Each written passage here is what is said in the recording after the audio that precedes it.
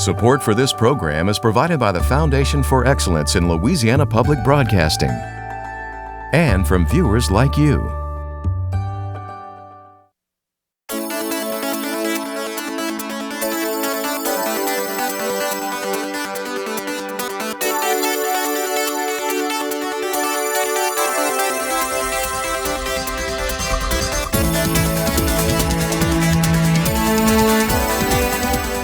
Hello and welcome to Louisiana Public Square. I'm Beth Courtney, President of LPB.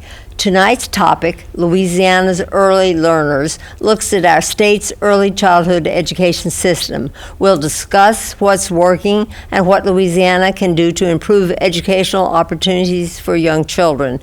Joining me to moderate tonight's episode is Barry Irwin, President of the Council for a Better Louisiana. Well, thanks, Beth. As always, it's great to be here.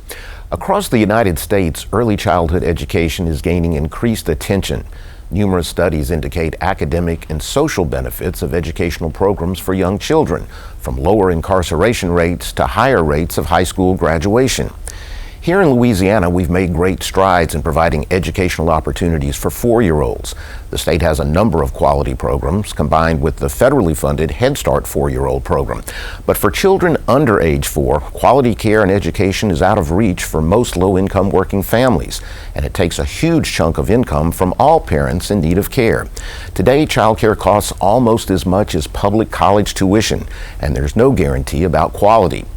There are efforts on both the state and federal level to meet the need for early care and education. For the third consecutive year, the Louisiana Early Childhood Care and Education Commission has asked the legislature to provide funding to expand early childhood education. And the Biden administration wants to vastly expand access to care for infants and toddlers, providing universal early childhood education. Well, Barry, will Louisiana use the federal COVID money to fill the gap in early education, and will they continue to fund that gap when the federal dollars run out? We will discuss those issues in a moment, but first we'll look at how the past year has affected families with early learners. We talked with Charles and Stephanie James about their experience educating 3 young children during the COVID-19 pandemic. Here's their story.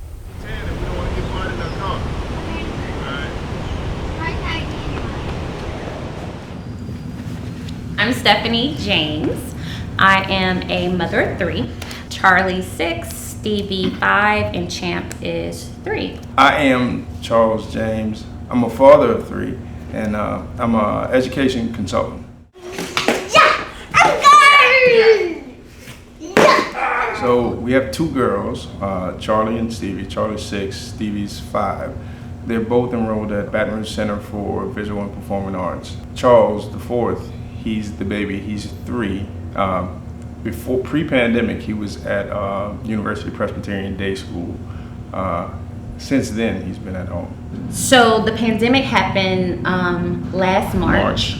And when they let the schools out, the daycares and everything closed. So our kids have been home since then. He's been home the whole time till present. And my daughters went back the last 9 weeks of the school year, April, so right after spring break. It was a lot of adjusting and kind of adjusting our perspective on our expectations, right? Because it's a lot to maintain a full-time job where now you're asked to be a virtual employee where you've got these online meetings and stuff going on, but then in the other room, you've got a kindergartner and a pre-K student having virtual dance class or virtual PE, and you're trying to balance the two. You got to we definitely had to give ourselves a lot of grace. Yeah, that's what I was going to say. Right. The big manage was managing our expectations for ourselves and what learning looked like, what home looked like, what parenting looked like. All that changed. Wow. Whoa. So amazing. So Steve, what would happen if I put another 10 stick on it? I know. 40. Like for Champ, he was in daycare before this. He was 2 coming into the pandemic. Yeah. So he wasn't as vocal yet. And that was really scary because it was kind of like, okay, I have to, like, these are children, my 6 and 4-year-old are mandated to go to school. And then with him, you know, it's an option if you choose to have him in school or what have you. Although we do really think that early education is very important to get them on a good start. This is the color blue. This is the color blue too. That's a darker blue. This is a lighter blue. Priorities wise, his pure like traditional sense of academics, like that kind of fell down.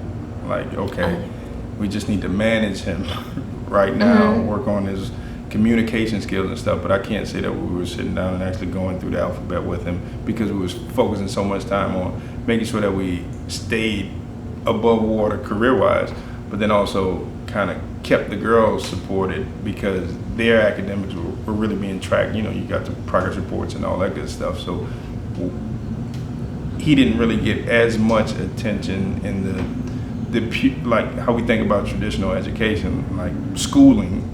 He didn't really get that. In my mind, I'm thinking, okay, school looks like this. He's not getting that. Is he gonna be okay? Yeah. All right. It was tough, again, because it's weighing on you that, all right, am I making a mistake? Should I be doing more? What more can I do here to make sure that he stays on track, right? We don't wanna leave him behind, but then through it all, just seeing the way he kind of blossomed and developed as a communicator himself, right? And realizing that, okay, when he does get back into school, then I start to worry about, okay, are the teachers gonna be able to handle it? Yeah, it's more about structure now. He's like, I'm free, like, just whatever, like I wanna explore this or I wanna explore that, and when I wanna ask a question, I wanna know now, and how he's gonna, I guess, conform or transition when he gets back into a traditional school setting. Joining us in the studio to discuss early education are 3 parents with young learners of their own. Catherine David is the mother of 2 girls. Her 7-year-old attended the LSU Lab preschool, and her 4-year-old is currently enrolled there. Chris Moore is the father of a 4-year-old daughter. He's been homeschooling until just recently. And Tiffany Hamilton is the mother of a 4-year-old son enrolled in the pre-K through 3 program at Little Dreamers Christian Academy in Baker. Mr. Moore, let me start with you, Chris. So you're homeschooling your daughter. How has that been? Well, it's been pretty difficult in times, like finding time to split between taking care of business and spending time and giving her attention has been pretty tough. Why did you decide to do the homeschool route? Is that really the only avenue you had, or what? Well, I'm the sole caregiver for my daughter, and her pediatrician recommended that she stayed home due to her social anxiety that she was dealing with. So that was the main reason. Let me ask you, Tiffany, what has it been like for you during this pandemic with your son? Must have been an interesting experience, huh? Very interesting. Pre-pandemic, he was not enrolled in school. My mom was keeping him full-time while I worked, and then my mom got sick in November, which forced me to go ahead and enroll him in a program. And so I found Little Dreamers, and I enrolled him, and it was very hard starting off. A lot of concerns about COVID and just him adjusting, but it has been very good. Well, that's good. Catherine, what about you? It's been a roller coaster as a parent and a full-time professional. I mean, we certainly, as parents, are juggling a lot of balls and have to figure out which ones are glass and which ones will bounce back. But through it all, I've been incredibly impressed with the schools that our daughters go to. So the laboratory school and the laboratory preschool on LSU's campus have really done a fantastic job of supporting parents transition to being teachers, and then supporting the students and trying to continue to connect them with their peers virtually, and then doing the best that they can to keep the environments safe so that the schools, once they could open, could remain open, which of course is a huge help for parents so that we can go back to work. How much of a gap was there in terms of being able to have the childcare available? Honestly, it's a blur. No, Right? I'm sure. The whole pandemic is a blur. I have no sense of time, right? But I will say our preschool reopened in June and remained open after that. And the first grade and kindergarten at the lab school was able to start at 2 days a week and then transition to full time as well. So, but you felt like you were more of an instructor than you probably would have been otherwise during at least part of this pandemic? Absolutely. I mean, we would get lesson plans from the teachers, and so I'd have to sit down with my highlighter and make sure, okay, did we do our math today? Did we do our workbooks? Did we do our virtual class meeting? Did we, and this is for our older child who was in kindergarten at the time. But even at the preschool level, at the early education level, we had Zoom meetings with teachers so that they could sing songs that the children were used to, and at least see their friends through the computer screen. So it was definitely a transition to become a instructor. Tiffany, let me ask you, what has your experience been during this pandemic with your son? I'm like her. It's really a blur. It's been so much, trying to do homeschooling at home from, what I feel like he should be learning and trying to do things at home. It's been a lot. It's kind of overwhelming at times, but you have to keep busy and stay motivated so that you can push forward. Have you gotten support from the child care center too, or Yes. What's that experience been like? I mean, they're amazing with the support. They're they're very hands-on and making sure that all the kids staying safe, the parents are safe at drop-off and pick-up. It's been really, really good. Did you have a gap there too when all the child care was closed and you were having to take care of your son by yourself or with your family, or were they open pretty much of the time? Well, they were open, but he didn't enroll in school until November. Oh, okay. I was going to enroll him in August, but with COVID, I kind of was like, I don't know. So we did at home, and then November, I kind of was just kind of forced to put him in school. Well, I guess that's a concern too. It's not just the need for child care and for having a child in a setting, but also, is it safe? Is it the right thing to do? And that was my main concern. Is it safe? I mean, you watch the news every day and it's so much on the news. It's kind of overwhelming, so you don't know what to think and where to go with what. So you have to kind of just make the best decision for yourself. Child care is such an important thing for parents. The kids are the most important thing. I've heard about parents starting even before a child was born, looking to try and find where they're going to put their young infant in child care. Mm-hmm. What was your experience? When did you start? When did you find the child care setting that you were looking for?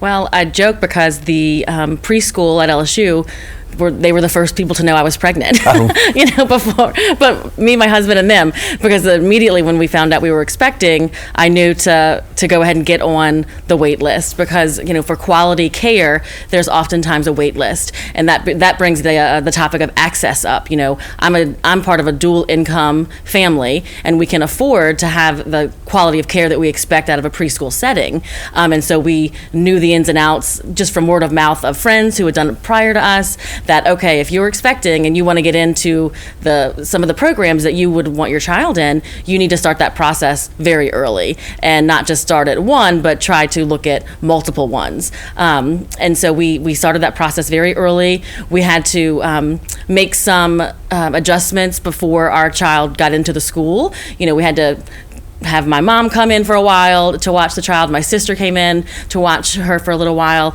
just because there wasn't space. The amount of spaces that are open, especially for infants and toddlers, is very limited. Yeah. And then it's quite cost prohibitive as well.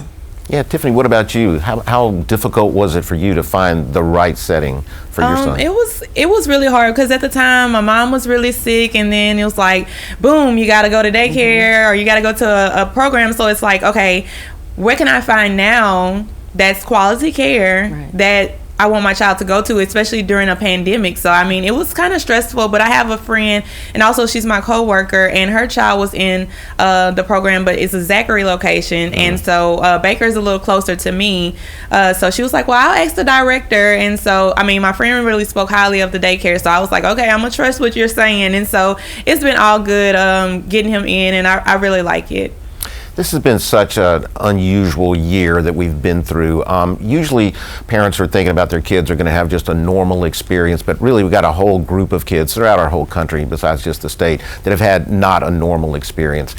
Do you kind of worry about the impact that's going to have on your son, or do you feel like you've been able to piece things together with the child care center and those types of things to make it work? I feel like we've kind of normalized things for him. I don't think he really knows or maybe understands, the sense of pandemic. At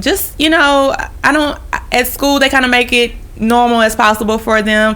Of course, he knows, when we're out in public, we have to wear a mask. So that's a no-brainer for him now. But everything else is kind of normal for him. So I don't think he's had a hard time adjusting as, maybe an older child would. Yeah. Chris, let me ask you, your daughter, how old is she? She's 4. She's 4, so she'll be going perhaps to kindergarten in another year. So do you worry about how this has impacted her kind of development and her learning? Extremely. I'm a hands-on parent. I like to see exactly what I'm putting my daughter in and around and whatnot, and not being able to go inside the facilities and see, the atmosphere, it's been very difficult for me in choosing as well what she'd be even able to go to. Yeah. Catherine, what about you? Yeah, very similar experience. I've never stepped foot in my daughter's first grade classroom. I've never stepped foot inside my 4-year-old's classroom either. And so that's been tough as a parent for sure. I will say that the children are very resilient. Like Tiffany mentioned, wearing a mask is just normal at this point. And when they were able to get back into the facility and into the schools, I think that was really, really helpful for them to kind of get a somewhat of a sense of normalcy, even if it was going part-time or going 2 days a week.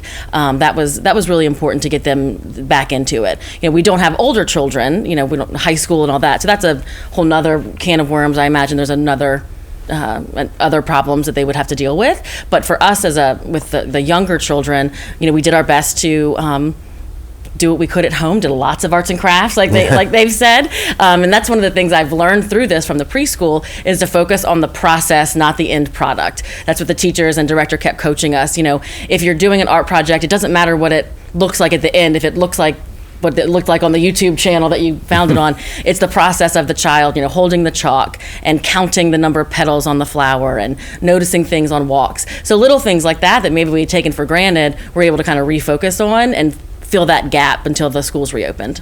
Tiffany, let me ask you, we've heard a little bit already in this program about the cost. Childcare is not inexpensive, especially if you're going to try and find a quality setting for your child. Without getting into all the details, how challenging, though, has that been for you or for other parents? Any message that you have about, the difficulty there? It hasn't been challenging for me because I'm a dual parent home as well. Yeah. So it's been pretty easy, but I have an older child and actually he's 21 now with a 4-year-old. So comparing the two, when my 21-year-old was going to preschool, it was kind of challenging for me because it was just me. I was the sole provider for him. So, I had to do a lot of sacrificing to make sure that he got the education. But it was important to me because I wanted him to have the social skills and just a preset before he went to kindergarten so that he would have those skills. So, the sacrifices were worth it. Let me ask you one last thing so we can close on this segment. If you were just to take away one thing about this year in terms of the pandemic and the child care piece of it, dealing with, your young family at home in this kind of unusual setting, what is the thing that's going to stick in your mind most about this year? Just appreciate what you have. Family is so important. We've seen so many people who have not made it through last year and still this year. People are just passing from COVID and other things. And so I think the pandemic taught me to slow down, take a breath, and just appreciate even the small things. Like she said, counting the petals on flowers, right. Like things just we wouldn't think of before. You just have to slow down and just be appreciative. Chris, what about you? It must have been a year like you never expected. Yeah, definitely. This year has been so eye-opening. And I'd agree with exactly what she said and what she said as well about taking your time and enjoying every moment that you have as possible. Yeah. Catherine? Yeah. I think there's been a refocus on what really matters for a lot of our families, a lot of our communities. And part of that is, where our children are all day. And so I'm so grateful for the opportunity to have spent this time at home with my kids. I'm also recognizing that, I have the privilege of having a flexible job that allowed me to be at home with my kids and work remotely or virtually, excuse me. And so that is not a privilege that a lot of our families in our community have. And how can we support our preschool and support the other families in our preschool to make sure that everyone has quality access to early childhood education? Well, I want to say thanks to Catherine, Chris, and Tiffany for sharing their experiences with us tonight about the early education system here in Louisiana. To help us get a better understanding of this complex issue, we'll next talk with educators in the early education system from both public and private institutions. But before we talk to our panel, we'll look at the importance of special education for early learners. We talked with Sydney McPherson, a pre-K special ed teacher at South Downs Elementary, about her work.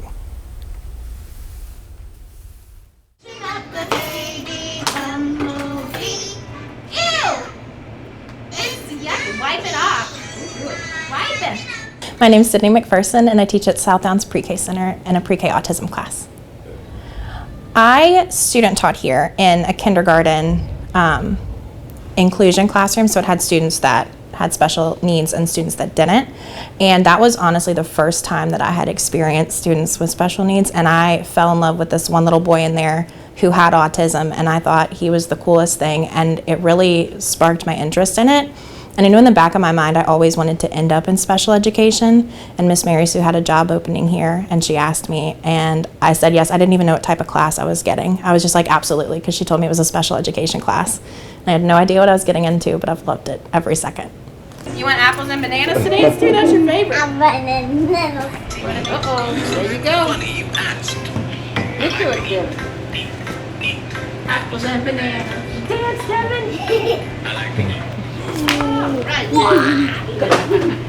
Good job. Okay, that's all done. Okay, we're gonna go back to dinosaurs. You ready? So in a regular classroom, they're going to have just typical students without IEPs, which are individual education plans. And in my classroom, each student has autism or autistic characteristics, so they need more individualized instruction. It's a huge difference between getting the one-on-one attention that we're able to give the students in my class versus in a class where it's just you with 20 students. So getting that one-to-one attention is really important for students with special needs. And the goal is to phase them out of my type of classroom and get them incorporated into a regular classroom as much as possible. But it doesn't always work that way. But it's so beneficial to have that one-to-one attention in my classroom. Are they running away?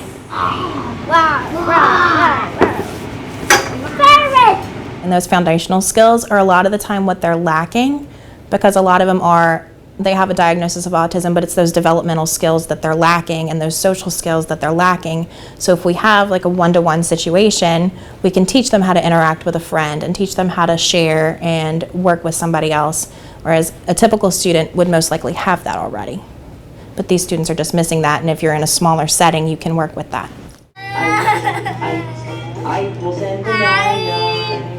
It's tough to find teachers to teach special education, but a lot of teachers, I know I was for sure going into it nervous because I'd never dealt with a student with autism before. And I feel like if they gave some teachers more of the opportunity to go in and really see and work hands-on, it wouldn't be such an issue, but I know that they do have issues finding teachers for special education classes. But there are some that are willing, they're just kind of on that nervous area where they're like, oh, I don't know if I'm going to be good at it. It's so different than what I'm usually used to doing. But if they try it, I'm sure they'd like it. Joining us now to give a teacher perspective on early childhood education are three educators of children birth to 5. Santrice Bradford is a paraprofessional at the Baton Rouge Center. Marissa Garner-Jones is a pre-K 4 teacher at Baker Heights Elementary, and Camille Watson is the assistant director and curriculum coordinator at the Early Learning Center here in Baton Rouge. Camille, I'd like to start with you. We hear a lot about learning centers and daycare centers. Is there a difference between the two, and what would that be? Hi, Barry. Thanks for having me. Daycare is a term used by those that are providing just care. Early Learning Center, they are going beyond care, and they are educating their students and teaching them critical skills. For our program, our youngest students are from 6 weeks to our oldest, which is 4 or 5 years of age. And so starting at 6 weeks, we are providing that education to those kids to ensure that they are kindergarten ready. Well, let me ask you, as a curriculum coordinator, what is one or two of the most important things to you when you're talking about educating kids who are so young at these very early ages? Certainly. Actually, I have 3 things that are important in educating young children. The first would be relationships. The second would be following a child's lead. And the third would be teaching the whole child. First, relationships. Relationships are so fundamental in a child's development. When a child has a positive and responsive relationship, they feel safe, they feel loved, they feel secure, and they feel as if they belong. When they feel that their basic needs are met, then they're more willing to engage with their environment and those around them.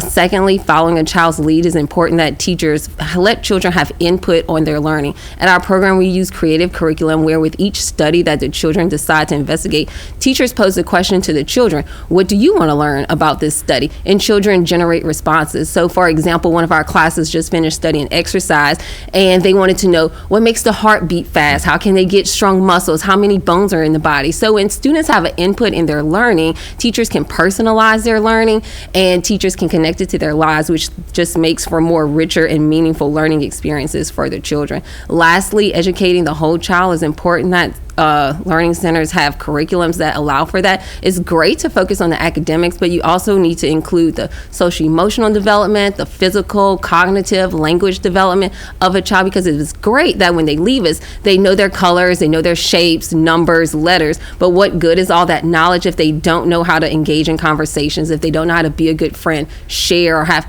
coping mechanisms for when they have big emotions. So for those reasons stated, I believe that relationships, following a child's lead, and teaching the whole child are some of the important things in educating young children. Absolutely. Marissa, let me ask you, you've taught both 2-year-olds and 4-year-olds. I'm just wondering, what is the difference between the 2-year-olds and the 4-year-olds for you as a teacher? What do you have to do differently, and what are your experiences along those lines? So, of course, like Camille said, with 2-year-olds, that's more of the cognitive and the more fine motor skills and, more hands-on things. With 4-year-olds, it's a little different. It focuses more on the key factors of subjects like literacy, math, social studies, science, but it also entails the cognitive part, the social and emotional part. I just think the 2-year-olds, we work with that a little bit more with them than we do with our 4-year-olds.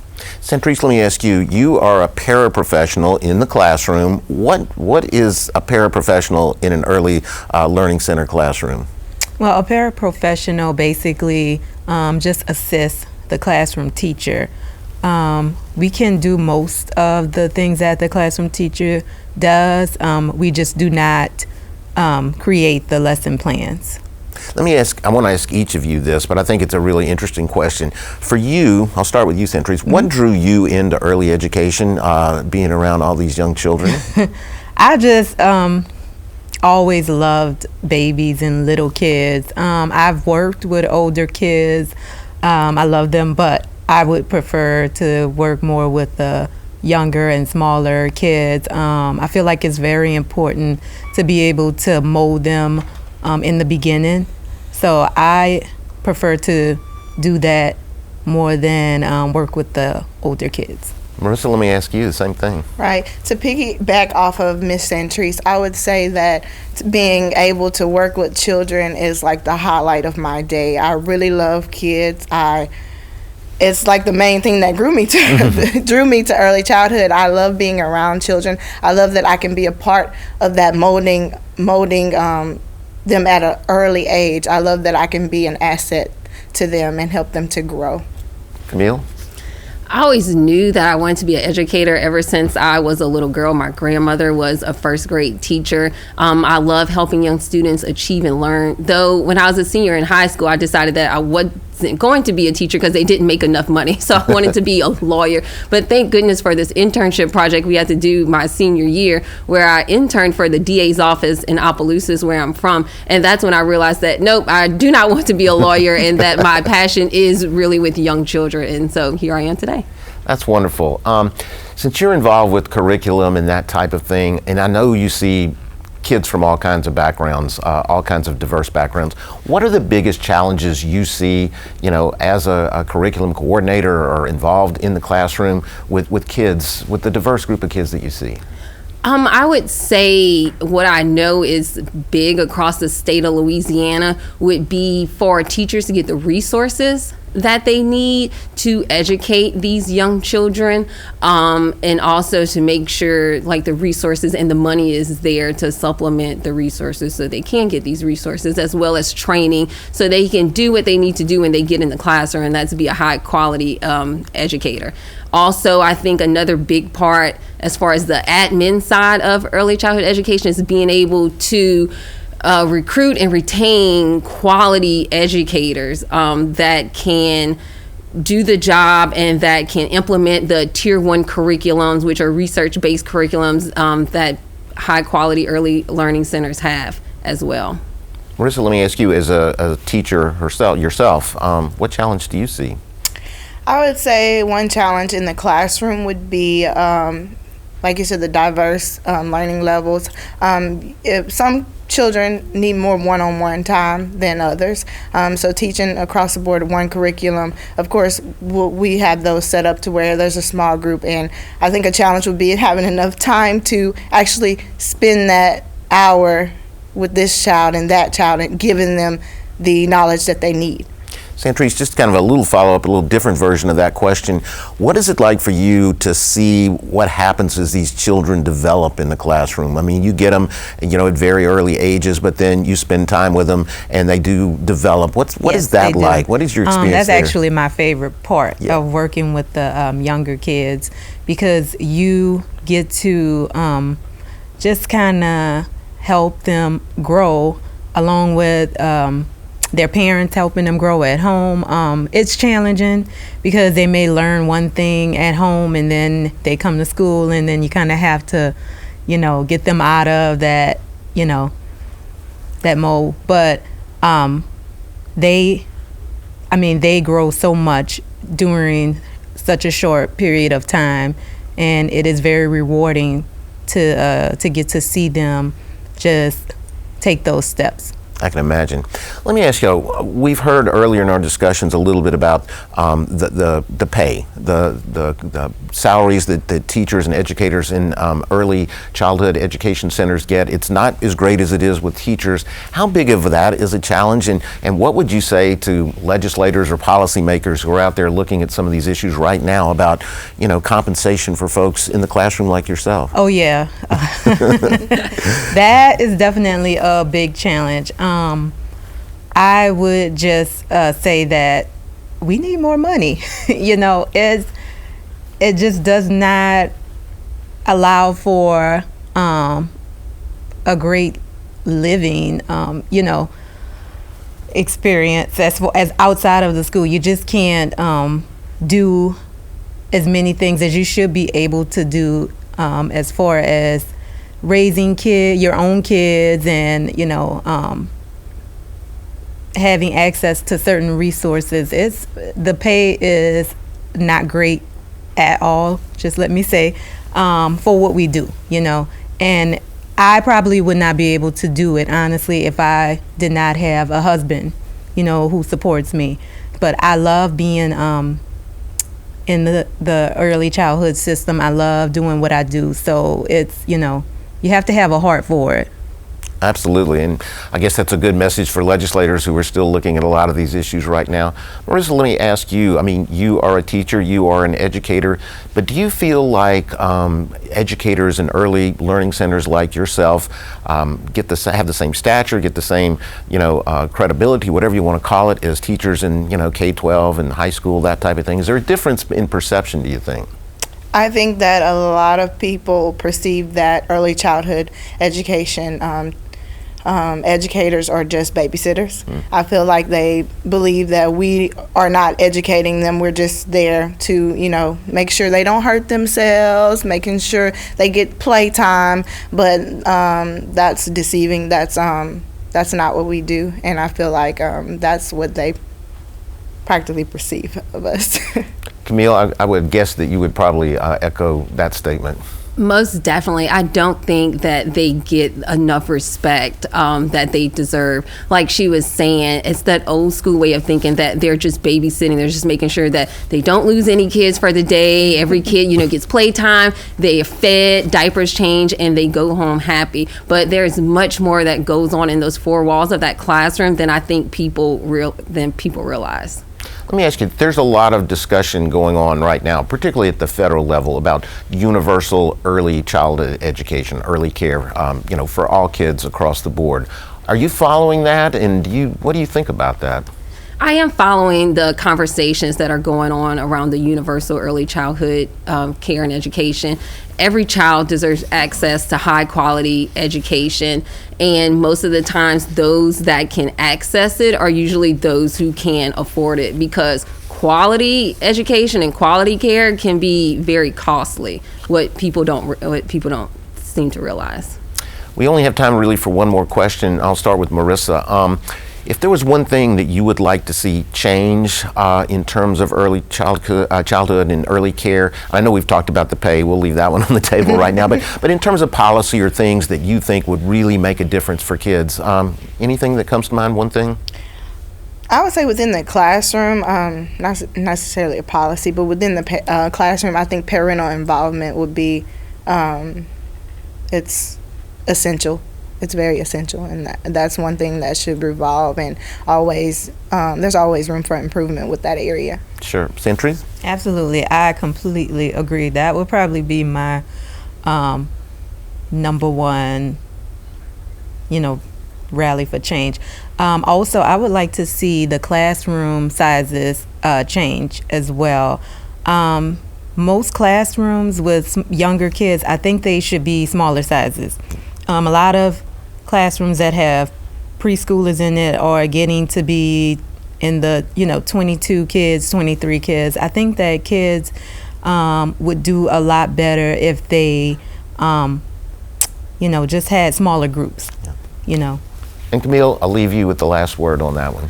I think it would be continuing to advance the profession so that people can continue to realize that, like we stated earlier, that these teachers, these early care providers, they are more than just babysitters. They are educating our youth. Well, absolutely. Unfortunately, that's all the time we have for in this segment, but thanks very much to Ms. Bradford, Ms. Garner-Jones, and Ms. Watson for their input. The culture around early childhood education has been shifting for the past couple of decades, but little has changed about the system itself. Next, we'll talk with Louisiana policymakers and early education directors about the path forward for early education in our state. But first, we talk with Cindy DiCarlo at the LSU Early Childhood Education Laboratory Preschool about some of the research going on there and the strategies she uses with her students. My name is Cynthia DiCarlo. I am professor and program coordinator for early childhood education at LSU, and I'm also the executive director of the Early Childhood Education Institute and the Early Childhood Education Laboratory Preschool. We are in the Early Childhood Education Laboratory Preschool, which is a research and model demonstration program for children 6 weeks through 4 years of age. Our model demonstration preschool is fully integrated within the academic unit, and so what that means is that we have undergraduate and graduate students who come here to observe best practices in early childhood education, who also conduct their training here and conduct research studies. Early childhood education is foundational for all future learning. This is the time in life where children cultivate a disposition of a love of learning, and so those early years are really critical and essential in developing children's quest and thirst for learning, and just facilitating their natural curiosity about learning. So it can be viewed as a chore, or it can be viewed as something very exciting and meaningful for young children. And the early years are very foundational in shaping how that learning is viewed. We follow an emergent curriculum, and so what that means is whatever children are interested in, as teachers, we try to provide opportunities for them to study that deeper and capitalize on their natural curiosity and support their development in that way. And what that requires is to have a very highly skilled teacher who is able to adapt and be responsive to the needs of young children. But unfortunately right now, in the birth to 3 years is where we have the least educational requirements and the lowest salaries. And so it's always a challenge in early care and education in those first 3 years to recruit and retain highly skilled and highly qualified educators. As you saw in the oldest preschool class, there are short periods of time where children attend to, a central adult who's leading an activity. They will raise their hands, but it is a very short duration that is age appropriate for their developmental level. Those opportunities are peppered between lots of choice opportunities in a classroom that is designed with materials to facilitate developmental skills. So as you walk through the building, you can see that the materials we have in an infant room are very different than a toddler room, which is very different from a young preschool and an older preschool room, because all of those children have different developmental needs and therefore have different schedules and different materials to choose from that are going to facilitate those skills. Because really what we want to do here is we want children to just be on fire for learning, to be curious, to be inquisitive, and to want to know more. I think everyone is struggling to find the silver lining in this last pandemic year and a half that we've been through. And I hope that this has shined a light on how critical childcare is to our economy, and how necessary and essential childcare is in order to have a functioning economy, and how dedicated early childhood teachers are to the work that they do. I mean, even for us here at our laboratory preschool, we've been reopened since June 22nd of 2020. And that's a testament to how dedicated everyone in this building is to the children and the families that we serve. Well, the future of early childhood education is the topic of our third panel. Joining us to discuss the policy and strategies surrounding early education is our panel. Dr. Cynthia DiCarlo is the Executive Director of the LSU Early Childhood Education Institute and the Director of the Lab School, whose work we saw in our last segment. Dr. Libby Saunier is the Executive Director of the Louisiana Policy Institute for Children. Dr. Stephen Procopio is the Policy Director of the Public Affairs Research Council of Louisiana, and Bob Lansing is the Director of Central Academy in Childcare. Well, Dr. DiCarlo, let's start with you. We just saw some of your work at the Lab School. You explained your research and the importance of early education, but the policy and action behind early education is sometimes lacking in our state. So what do you see as the biggest obstacle in turning the research into policy and into action? I think that we need to have everyone around the table as policy is developed. I think that we need to have researchers, higher education faculty, early childhood teachers, and administrators together working toward translating that research into practice. As I mentioned previously, I think a critical piece of that is having an educated care provider who can implement recommended practices for young children. It's always challenging in the field of early care and education to recruit and retain highly qualified care providers to provide developmentally appropriate practice to young children and to be able to implement those research practices. Well, Dr. Procopio, you at PAR have been working on a research piece dealing with policy in terms of early childhood education. I know it's not released yet, but if you could kind of hit on some of the highlights of what you found, particularly with the policy implications we're talking about. Sure. It was really two big things as far as our finding. One is that Louisiana has done a lot of work in this area. We've not been standing still. We've integrated functions across departments. We've put in a research-based incentive program that focuses on quality. We have a nationwide model for accountability where you actually have third-party people coming in and verifying some of the observations that are going on. It's really incredible. So I mean, it's a great system, but what we haven't done is really fund it. We haven't made the significant investment that we really need to do, and that's what we knew. That's the main finding, is that we need to make a significant sustainable investment in early child care education, because that's where we're going to see the results of all this other work that we've done. Well, Dr. Sonia, I know you've been working on that diligently, not just this year with the legislative session going on, but before that. How big of a challenge has that been? It's been a big challenge. We know that it costs the economy of Louisiana $1.3 billion annually because people don't have access to high quality early care and education. And so really, where the rubber meets the road, as, Steve brought up, is that we need to really make sure that we're committing funding to early care and education and making sure that children are our priority and getting families back to work and school are our priority as well. Dr. DiCarlo, I'm just wondering too, you talked about the difficulty in recruiting child care educators because of the cost or the salary levels, which are low. Why is that? Why is that not valued more than we would think it would be when we're talking about young children? I think that we talk about child care being a system, and it's really not a system. It is a loose collection of business owners, and they are paying their staff off of tuition dollars. I think what a lot of times the public doesn't realize is that the minimum foundation funding that exists for public school is not extended to child care. And so child care directors as business owners are trying to figure out how to pay the cost of their buildings, their utility bills, and also cover the payroll for their staff. And so there simply just is not enough money to go around. Well, Bob, let me ask you, as Child Care Center Director, what is the challenge for you in terms of trying to recruit folks to come in and do this very important work? Well, I think the term that was used earlier was dedicated, and that's what we're looking for, is dedicated people for this profession.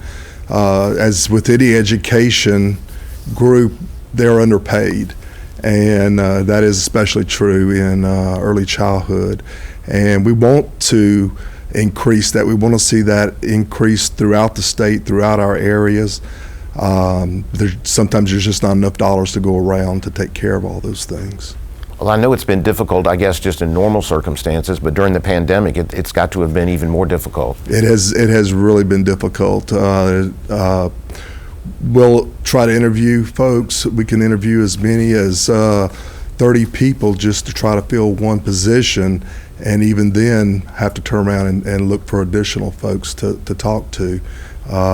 It's just a very difficult situation, but we do take the time to interview folks in a long period of time so that we can know that we're getting someone that is dedicated, that is qualified, that can do a great job for us.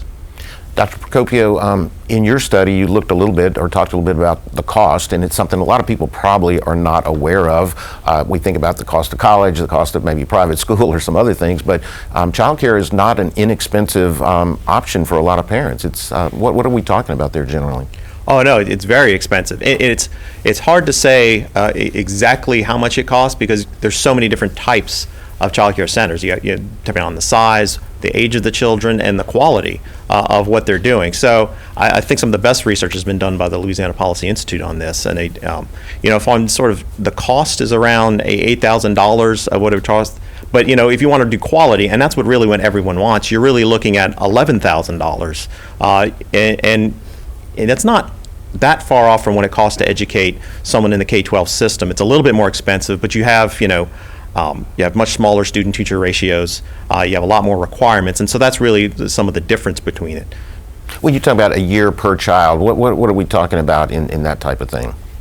Oh, a year per child? Yeah. Yeah. That's about, like I say, $8,000 overall, but I think that probably the better number to look at, if you look at the cost modeling that the Policy Institute has done, you're really looking at, $11,000, $12,000. And Dr. Saunier, it also depends on the age of the child, because the younger the child, the more need, more cost that's involved with it.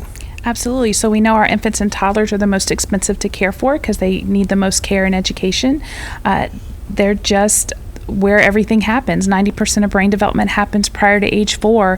And so that means reduced ratios and making sure we have materials and the things and the training for teachers that they need so that they can provide that quality care that Dr. Procopio was speaking about.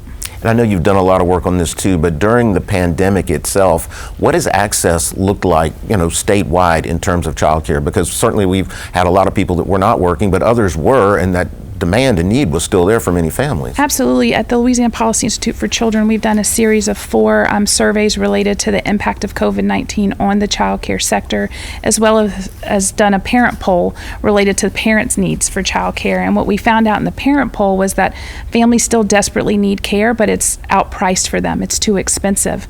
And they're also families are really trying to manage homeschooling, child care, educating, and working at the same time. And so the need is still there, but the cost is prohibitive for families to really access high quality early care and education in our state. Dr. DiCarlo, let me ask you this again, sort of on the policy thing.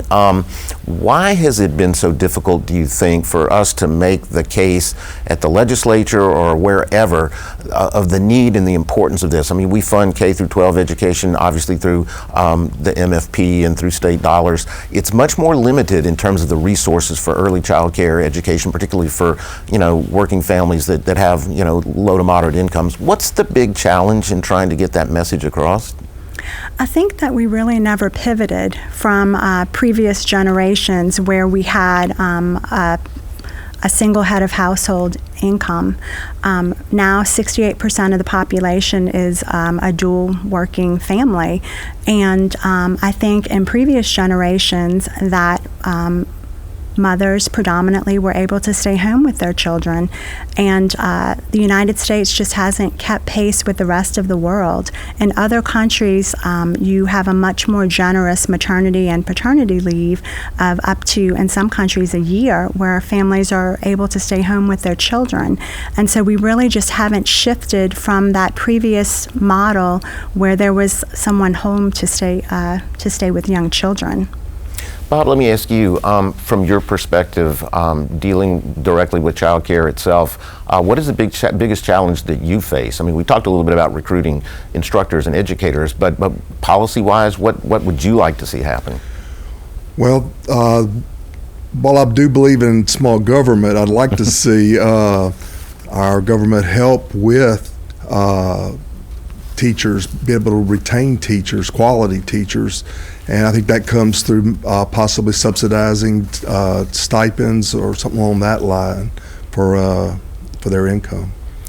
Dr. Procopio, you had a quote in your report that I'm going to read to you, and maybe you can explain it a little bit, because I thought it was interesting. He said, "We evidently are banking on our youngest citizens' well-being and our state's future on the expectation that more people in Louisiana will gamble and misuse drugs." I mean, that sounds a little disconcerting. I know you're probably talking about the funding issue, but exactly. Well, yeah, a lot of times when a legislator or a group of legislators want to get something passed, they'll dedicate the funds. And so whether that's a gambling or legalizing some form of gambling or something else, and they'll say, oh, look, and we're going to tax it, and then for those people that are hesitant, we're going to dedicate those funds and then put it towards something that people want to see done. And so that's what we're really talking about. And I know there's a lot of advocates that want to see that, and it wouldn't be the worst thing in the world. But as far as PAR's take, is it just, this is really a significant program, and it needs to be funded out of just general state dollars, and it needs to be significant and sustained. And I understand when you're not really well funded, you're going to reach out and grab anything you can get, and I completely get that, and I'd probably do it too in the same position. But that's really not enough. It really needs to be made a priority. A budget at the end of the day is a statement of priorities, and you see that by how much money they put there and what you think is the most important. You give money, and so what we need to do is make it a priority and stop with all the different excuses and say this needs to get funded because this is what's going to move the state forward. Well, Dr. Saunier, I know as an advocate, you probably feel you're on both sides of that argument to some degree, and still, especially right now in the legislative session. I think he makes a great point in terms of the priorities. What do you feel like has changed, or has it changed in terms of the legislature, in terms of their understanding of this issue as a priority? I think, one, as a researcher and an advocate and a policy person, I see all the sides that we've talked about. I think that our legislature is more educated about the importance of early care and education, but they haven't committed, they haven't made it a priority that we really need to fund early care and education. The other piece that's happened is we have had an influx of federal money, and it has been thought of that this influx of federal money will solve all the problems of the world related to early care and education. And let me be really clear, it will not. It is one-time money. And so when we're talking about making something a priority, we need to make it a priority now in the state budget. And then we need to make it a priority when we know that we're going to recognize new types of revenue in the state. And because as soon as this federal money goes out in a couple of years, we need to make sure that we're able to sustain the level of funding that we have right now. And so it's really important for our legislators to continue to commit revenue and just funding, basic funding to early care and education. If we value children, we put it in the budget. We're almost out of time, but let me ask each of you one really quick question just in closing, and I'll start with you, Bob. If there was one thing that you would tell lawmakers, legislators right now is an important priority for this entire sector, which is so critical to our economy and everything, what would you tell them? I'd like to echo what's already been said. The budget, put it in the budget. Make it so that it continues to come up each year, and that we continue to fund it long term. It's not something that's short term. Dr. Procopio, I guess you would probably echo that. Oh, yeah, absolutely. I mean, we tend to be, Louisiana, we've made progress, but we're always at the bottom of the good list and the top of the bad list. And if someone brought a program that says we can improve our education, we can improve our economy, we can reduce, crime long-term, we can reduce reliance on social assistance, and it comes with a great accountability and governance mechanism, the question shouldn't be, well, when do we put money in? It's why haven't you already put money into it? Well, Dr. Saunier, I won't ask you to echo the financial issue again, but I think you would also want to emphasize the importance on the economy and so many other things. Absolutely. It's a two-generation approach at the end of the day. We want to make sure that we're educating and caring for our young children, but we want to make sure that children's families can go back to school and can go back to work. And the only way that Louisiana thrives is when our economy thrives and little people thrive. And to Dr. DiCarlo, we'll end with you. Your thought? Research is crystal clear that the best outcomes for young children come when they have an educated caregiver. And so I would put forth that we need to find a way to get better educated caregivers and devote some funding to educated caregivers. Well, thanks so much. We've run out of time for our discussion tonight, and we really want to thank Dr. DiCarlo, Dr. Saunier, Dr. Procopio, and Mr. Lansing, and all of our participants for their input tonight. We encourage you to comment on tonight's show by visiting lpb.org/public square and clicking on the Join the Conversation link. And we'd love to hear from you. Thanks again for watching, and hope you have a great evening. Good night.